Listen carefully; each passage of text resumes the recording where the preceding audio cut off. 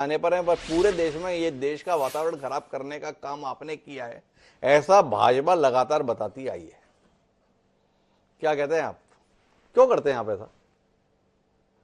देश का वातावरण भाजपा ने, भाजपा के पूर्ववर्ती जनसंघ ने, उसके पहले हिंदू महासभा ने और आरएसएस ने किया है। भारतीय जनता पार्टी को जब हार सामने दिखती है तो ये जिहादी नारे बुलंद करने लगते हैं, धार्मिक नारे लगाने लगते हैं और अभी हरियाणा में हार से बचकर निकले हैं। हार की भय और लोकसभा में जिस प्रकार से 400 पार के इनके दावे गलत साबित हुए, इन्हें यह लग रहा है कि देश में यदि अनुसूचित जाति वर्ग के लोग, अनुसूचित जनजाति वर्ग के लोग, पिछड़े वर्ग के लोग यदि अपने अधिकारों के लिए जाग जाएंगे तो भाजपा की राजनीति तो उखड़ जाएगी, इनकी पट्टी तो उखड़ जाएगी और इन्हें इसी बात का भय सता रहा है। मैं पूछना चाहता हूं, हजारों साल से तो देश को बांट के रखा गया है, ये इस जाति का है, ये इस जाति का है, ये इस वर्ग का है, ये अनुसूचित जाति का है, ये मंदिर में नहीं जाएगा, इसे वेद मंत्र पढ़ने का अधिकार नहीं। हजारों वर्ष से इस देश को बांट के रखा गया है, तब किसी को बंटने की चिंता नहीं हुई। 1857 की आजादी की लड़ाई हिंदुओं और मुसलमानों ने मिलकर लड़ी, तब अंग्रेजों की फूट डालो राज करो की नीति के पैरोकार बने हुए लोग आज तक उस मानसिकता से उबर नहीं पा रहे हैं और देश को बांटने में लगे हैं। अगर एक बनो नेक बनो का नारा लगाते बहुत अच्छी बात है, लेकिन वो पूरे देश के लिए लगाना था, हर धर्म के लिए लगाना था, हर वर्ग के लिए लगाना था, हर जाति के लिए लगाना था, हर क्षेत्र के लिए लगाना था। लेकिन इनके नारे लगते हैं सांप्रदायिकता फैलाने के लिए। जो बांटने के लिए राजनीति कर रहे हैं वे एक होने की बात कैसे कर सकते हैं? इनकी एक होने की बात में भारी गड़बड़ी छिपी हुई है। हिटलर ने जर्मनी में यहूदियों के खिलाफ जो नफरत फैलाने का काम किया था, उसकी हूबहू कॉपी करने का काम भाजपा कर रही है, देश को फांसीवाद की ओर ले जा रही है और अंततः जर्मनी की जो हालत हुई, यदि भाजपा को हटाया नहीं गया तो देश की भी वही हालत होगी। अच्छा शरद जी, एक बार बताओ, ये जितना बढ़िया तरीके से आपने बात को प्रस्तुत किया, तो आप अपनी लाइन से भटक क्यों गए? भाई जो कांग्रेस थी, कांग्रेस के जो विचारवान नेता थे, जो आपके और हमारे पुरखे थे, चाहे गांधी जी थे, चाहे नेहरू जी थे, शास्त्री जी थे, ये तो इस प्रकार की भावना को देश में निर्मित कराने की कोशिश करते थे कि हिंदू मुस्लिम सिख ईसाई आपस में भाई भाई, कुल मिला के भाव रहता कि सब मिलजुल कर रहे हैं।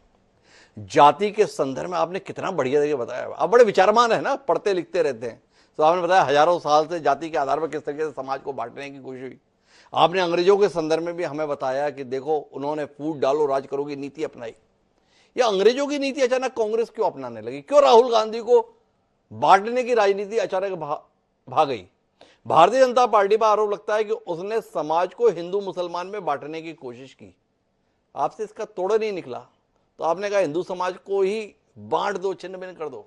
इसलिए जाति आधारित जनगणना जिसको देश के खिलाफ मानता था कांग्रेस का पूर्ववर्ती नेतृत्व, राहुल गांधी उतारू हुए हैं उस विचार को खारिज करके, और जिसकी जितनी भागीदारी उसकी उतनी हिस्सेदारी। वो देख रहे हैं हम भागीदारी और हिस्सेदारी का नतीजा, लेबनान एक देश के तौर पर खत्म होने के कगार पर पहुंच गया है। क्या कहते हैं शैलेश नितिन द्विवेदी, ये जो बटोगे तो कटोगे, ये अगर आह्वान आया है तो राहुल गांधी के चलते आया है। राहुल गांधी और कांग्रेस पार्टी का नेतृत्व वर्तमान में जो वातावरण देश में निर्मित कर रहा है, उसके चलते ये आह्वान मुखर हो गया है।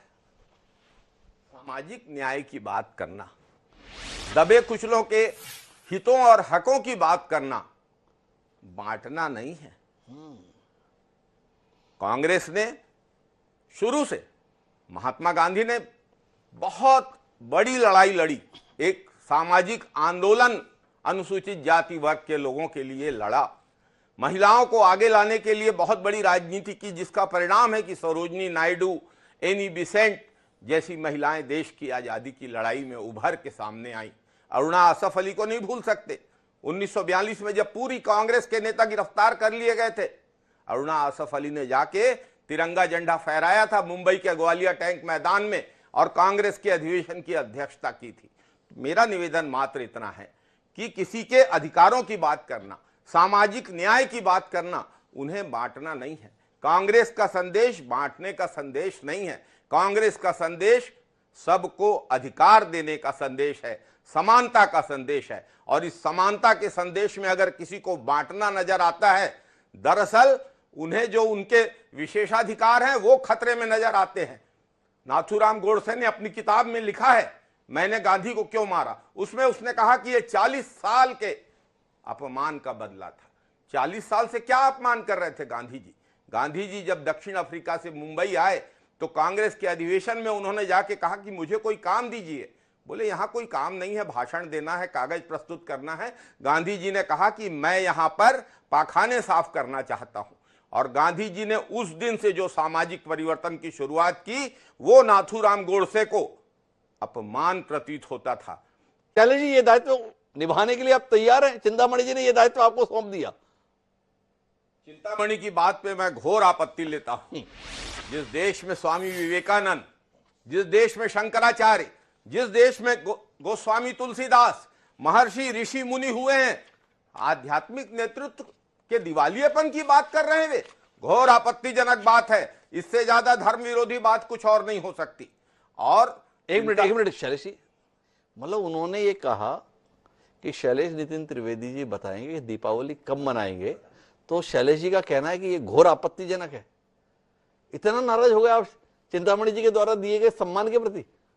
उन्होंने सम्मान नहीं दिया, उन्होंने जो आध्यात्मिक नेतृत्व पे सवालिया निशान लगाए वो बेहद दुखद था। जिस देश की इतनी समृद्ध ऋषि परंपरा है, वेद हैं, उपनिषद है, रामायण है, रामचरितमानस है, कबीर हैं, नानक हैं, गुरु गोरखनाथ हैं, उसके बारे में कैसे सवालिया निशान? तो कैसे सवाल नहीं उठेगा शैलेश जी? इन सबके रहते हुए देश गुलामी के दौर में रहा। भाई ये सारे ज्ञानी थे, इसके बावजूद भी भाई गोस्वामी तुलसीदास जी भी आ लिए, सूरदास जी भी आ लिए, कबीरदास जी भी आ लिए, इसके बावजूद भी अंग्रेज आए, गुलाम बनाकर 200 साल हमारी जिंदगी को और निपटा गए। तो भाई अगर ये बात चिंतामणि मालवीय जी कह रहे हैं कि तमाम आध्यात्मिक लोगों ने राष्ट्र चेतना को उस स्तर पर नहीं उभारा जिसमें हम स्वाभिमान के साथ, स्वविवेक के साथ में स्वराष्ट्र के सिद्धांत पर चल सके, तो ये बात निरर्थक नहीं है। ये बात गंभीरता से विचार किए जाने की जरूरत है। लेकिन आप विद्या पे आना नहीं चाहते, आपको लग रहा है चिंतामणि मालवीय जी को आज मैं पकड़ ही लूं, पर अभी पकड़ने का विषय देश के उद्धार का है।